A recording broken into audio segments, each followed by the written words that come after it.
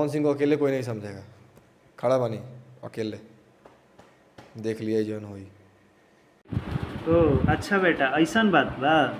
शुभम ते कुछ कर पैबे ना। ते पवन पापा के अपन शुरुए से लाड़ चटत आइल बड़े आ ते लाड़ चटबे। हमनी के ई बात जानत हनी जे तोरा उसे का फर्क पड़ी यार पवन सिंह ज्योति सिंह वाला मैटर में। कैसे कि तोरा घरे ई सब पहले से भइल बा, तोरा घरे ई सब पहले से भइल बा।